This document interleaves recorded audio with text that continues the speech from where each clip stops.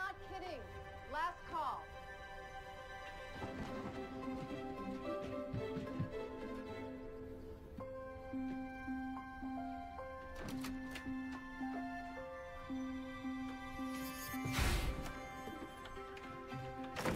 Try and keep up. Page 37. This is an account. Ready, set, go!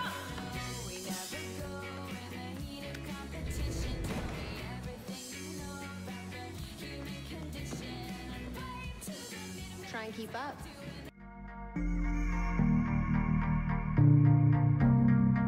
Hey guys, Ben here, and welcome back to another video on Supergirl Season 3, and today we're going to be talking about Episode 6, which was entitled Smallville, and today we're going to be going through my review on it and giving my overall thoughts on the episode. So overall, straight off the bat, I really enjoyed this episode. It was probably my favourite of the season, and probably my favourite in a long time, because I thought this episode was absolutely great. There's so many good things about it. We got to explore the Danvers sisters' origins, but we'll get onto that in this video. So if you do go on to enjoy the video, please be sure to leave a thumbs up and subscribe if you're new so you don't miss any Supergirl videos this year. So guys, Mon-El is coming back next episode. I will have my trailer breakdown a few hours after my review, so be sure to be on the lookout, turn on notifications so you don't miss that, because Mon-El is coming back and it's going to be crazy. I'm so excited. So we're going to be going through some plot, some character, and also I'm going to be talking about the overall look of the episode, because this episode looked absolutely brilliant. So let's get right into it. So in this episode it explores Kara's journey into becoming human and the Danvers sisters' origins. So at the start of the episode we actually start off with present day Kara and Alex, how the relationship has actually changed and how they've become such good friends, and this story in the past 10 years ago is actually the main reason why they're such good friends today. They needed each other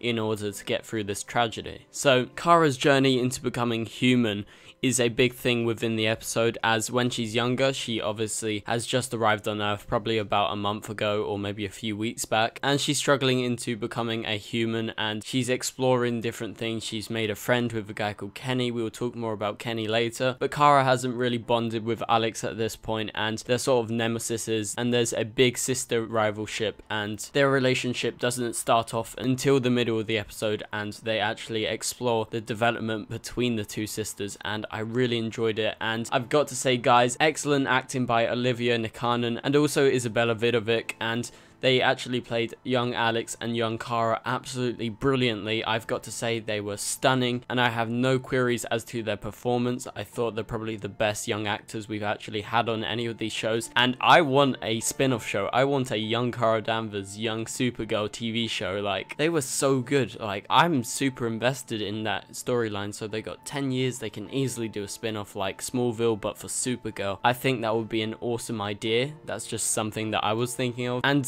they actually look really similar to Melissa Benoist and also Kyla Lee. So they're literally like doppelgangers but in the past, and they're just younger. And I think they did an excellent job portraying Alex and Kara. And Kara, in this episode, it's explored that she actually makes a friend called Kenny, and Kenny has feelings for Kara, and Kara actually goes and tries to solve Kenny's actual murder. And it was all about true passion, because Kenny was actually her only really good friend until Alex actually changed and became Kara's best friend after Kenny was actually murdered. So in this episode we get a murder mystery. So they are crime solvers in this episode, and I loved it. The crime genre and murder mysteries are all my type of thing, and I think incorporating with young Alex and young Kara was a great idea, and I think the plot really worked, and the amount of time we spent with young Kara and Alex was absolutely brilliant. I'm so happy they didn't do an arrow and just, you know, flashback every few minutes, but instead we had like the predominant part of the episode, so maybe like 2/3 of the episode was flashbacks, or even more than that. So we actually truly got invested in the storylines, and by the end, to be honest, I forgot that we were on the Supergirl show. I was like so invested in Izabela and Olivia's young Kara and Alex. I was like, are we in Smallville right now? And yeah, so it was just great the amount of time we actually spent with them. So in this episode we had great pacing and great visuals and great cinematography. You guys can see the colors and the way the camera has been shot and used is just amazing, and it's so smooth, and they didn't really do too many cutscenes scenes because there weren't too many fight scenes in this episode, and I felt like the cinematography was actually really excellent, and I think that's a strong part of the episode, and I think that's what actually makes it like one of the best episodes of the season, because this season we've had some really strong cinematography and upgrades in the visuals, and I feel like this actually upped the game even further. And in this episode we got some Smallville Easter eggs, and Kara actually talks about Clark's best friend, and in Smallville Clark's best friend is called Chloe Sullivan, and Chloe actually appears in this episode but online, so she has a digital presence rather than actually being there, but she actually helps Kara decrypt some of the encrypted files on Kenny's laptop, and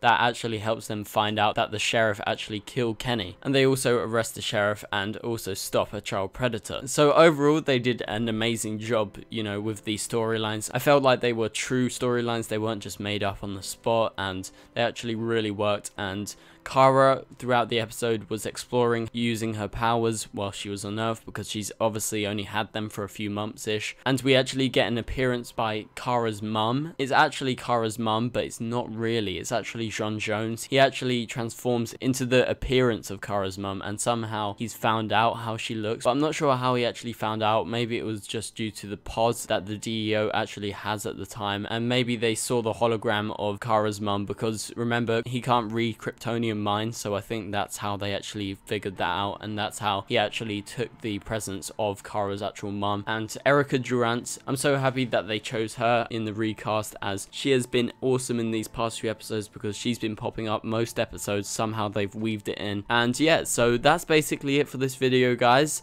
Hopefully you guys did enjoy this video. This has been my review for the Midvale episode. I really enjoyed this episode. I enjoyed it so much that I want a spin-off with the young Kara and Alex, and to explore their childhood and their relationship, because it was a smashing episode. I wouldn't say it's a filler episode, because it is a progression in the Kara and Alex storyline in present day, so I felt like it really went well with how the girls are actually struggling with grief right now, because Kara and Alex both have lost their loved ones, and in this episode we explore how they became such good friends and why that friendship is so important. So anyway guys, thank you guys so much for watching. Please leave a like and a comment and subscribe if you're new, and I'll see you guys later.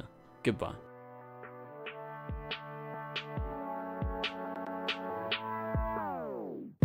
It doesn't make us strong, it doesn't make us weak. Tongue tied to service like